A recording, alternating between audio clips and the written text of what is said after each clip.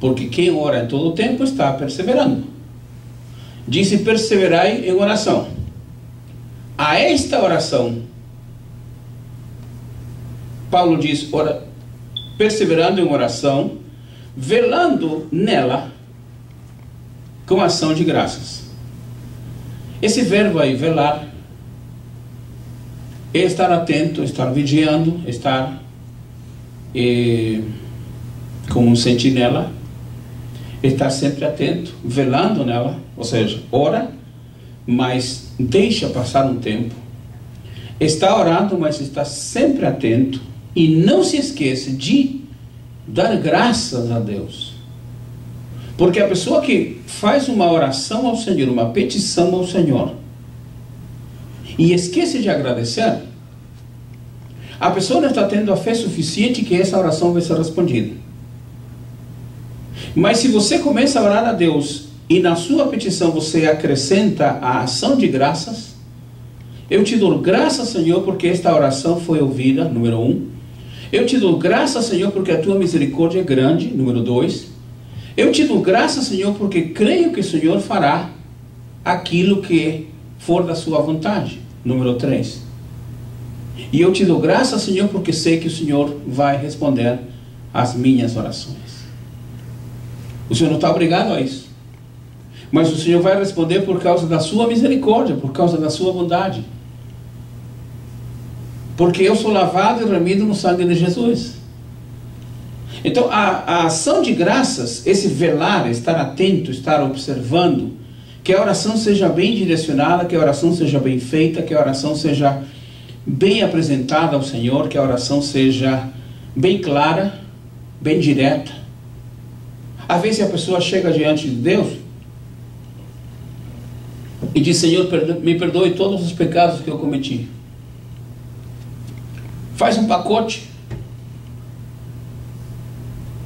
E a pessoa às vezes faz essa oração como se fosse já a oração do dia a dia. Senhor, perdoe todos os meus pecados que eu cometi. Mas é bem melhor parar e falar com Deus: Senhor, me perdoe, porque quando vi o irmão fulano de tal, fiquei com muita raiva. Me deu uma vontade de levantar a mão, mas não falei nada, Senhor, mas eu tive uma raiva muito grande. Senhor, me perdoe, porque eu fui em tal lugar e não me atenderam no momento certo, na hora certa. Eu fiquei muito nervoso. E eu disse umas coisas que não tinha que ter falado. É bom quando começamos a descrever para Deus, não é que Deus não saiba. É que nós temos que aprender a revelar a Deus aquilo que nós achamos. Por nosso conhecimento teológico, espiritual, de comunhão com Deus, aquilo que nós achamos que fizemos de errado para com o nosso Deus. Porque é muito fácil: Senhor, perdoe todos os meus pecados. Faz um pacote só. Ele se declarar: se confessares com a tua boca.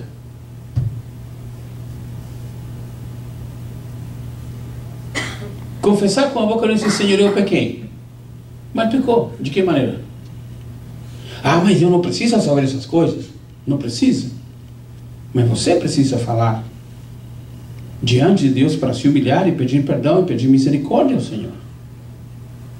Então Paulo diz: perseverar em oração, velando nela com ação de graças, quando faz uma petição. Isso é importante.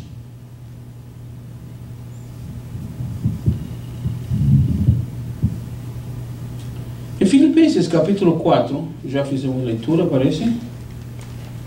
Filipenses 4, 6.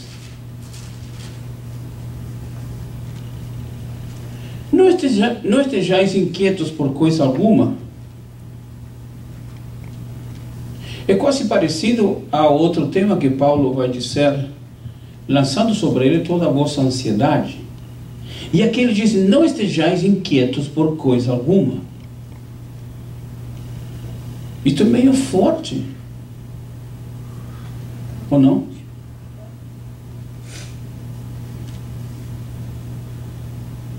Há alguma coisa pela qual você possa estar inquieto agora? O calor?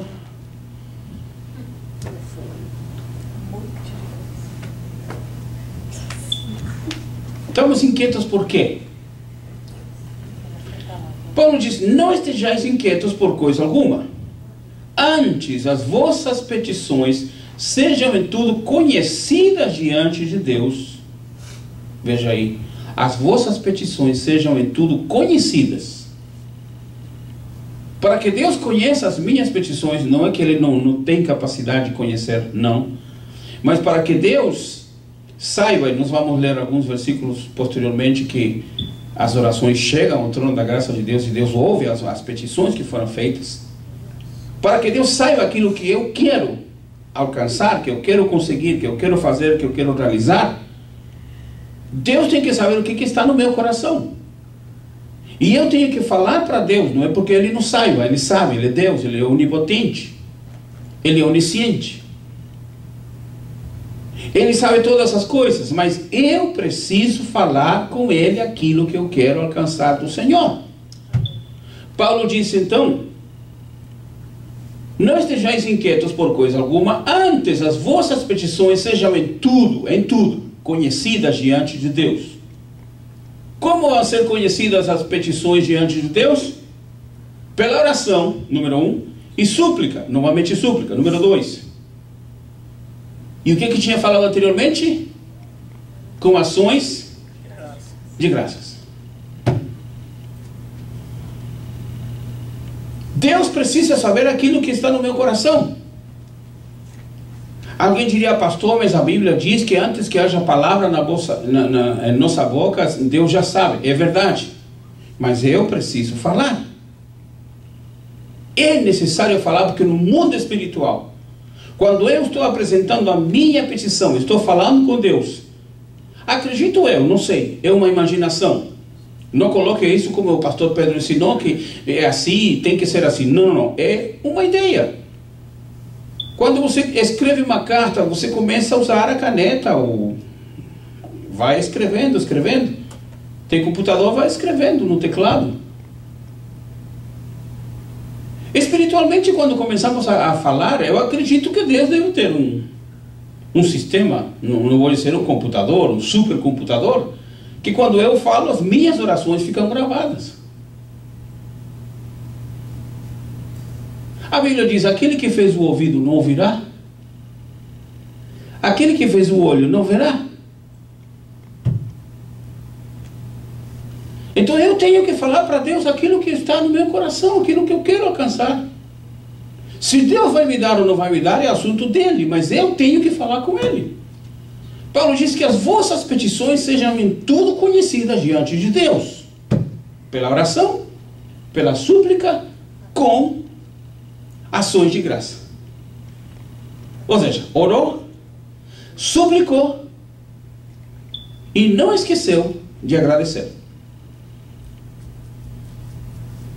Amém por isso. Vamos para Lucas. Uma experiência muito interessante a gente vai ver em Lucas. Deus é Deus que pôde abrir a madre daquela mulher que não tem condição de dar à luz. Alguém diria: pastor, mas agora já saiu uma ajuda para Deus, agora já tem bebê de proveta, tem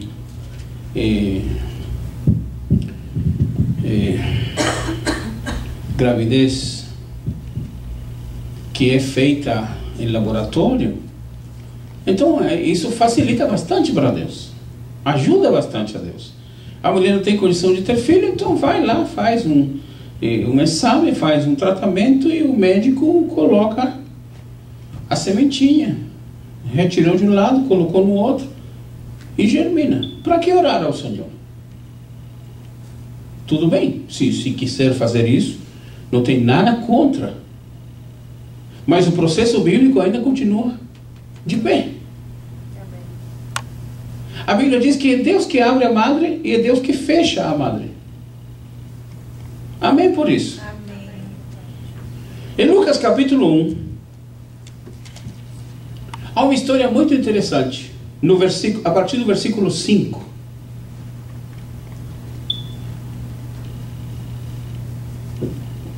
Disse: existiu no tempo de Herodes rei da Judeia, um sacerdote chamado Zacarias, da ordem de Abias, e cuja mulher era das filhas de Arão. Portanto, se esta mulher era das filhas de Arão, então fazia parte dos sacerdotes. O nome dela era Isabel. E eram ambos justos perante Deus. Que identificação linda, que classificação importante. E eram ambos justos perante Deus. E acrescenta mais, vivendo irrepreensivelmente em todos os mandamentos e preceitos do Senhor. Ah, como eu gostaria que isso eu alcançasse a esse ponto. Justiça e fazer tudo que está escrito na palavra do Senhor.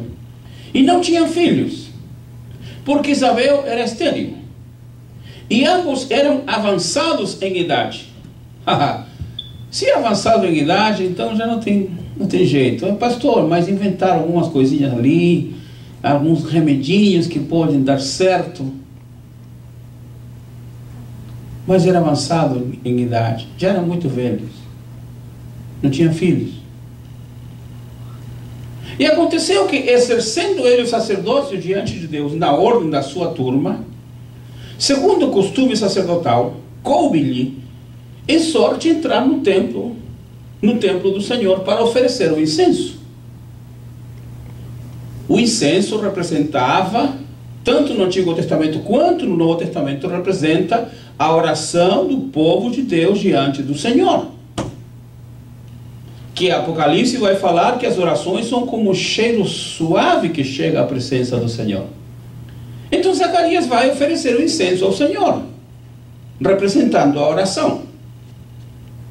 E toda a multidão do povo estava fora, veja aí, orando a hora do incenso, ou seja, na hora que o sacerdote vai oferecer o incenso ao Senhor, o povo está do lado de fora orando.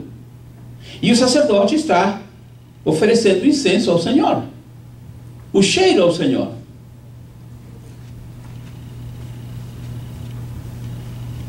E toda a multidão, verso 10, do povo estava fora orando à hora do incenso. Então o anjo do Senhor lhe apareceu, posto em pé, à direita do altar do incenso, o altar da oração. E Zacarias, vendo-o, turbou-se e caiu temor sobre ele. Porque não era costume que alguém estivesse ao lado ou perto do altar da oração, só o sacerdote, no momento ou na hora de apresentar essa oração, esse incenso ao Senhor. Então ele ficou preocupado, turbou-se e caiu temor sobre ele. Mas o anjo lhe disse: Zacarias, não temas, veja que lindo aí, porque a tua oração foi ouvida, e Isabel, tua mulher, dará à luz um filho, e lhe porás o nome de João. E terás prazer e alegria, e muitos se alegrarão no seu nascimento, porque será grande diante do Senhor, e não beberá vinho, nem bebida forte, e será cheio do Espírito Santo já desde o ventre de sua mãe. E converterá muitos dos filhos de Israel ao Senhor seu Deus. Irá adiante dele no espírito e virtude de Elias, para converter o coração dos pais aos filhos e os rebeldes, à prudência dos justos, com o fim de preparar ao Senhor um povo bem disposto. Que lindo! Quanto tempo Zacarias e Isabel ficaram orando a Deus por um filho? Eu não sei. Mas pelo que se entende que eram pessoas justas que estavam na casa do Senhor, eram pessoas que estavam compromissadas com as coisas de Deus. Um é sacerdote, a outra é sacerdotisa, ambos estão na casa de Deus, são justos, servindo ao Senhor, não tinham filhos, tinham clamado a Deus por filhos, mas o tempo já passou, já estão velhos demais, não tem jeito. Para o homem não tem jeito, para Deus tem. Amém.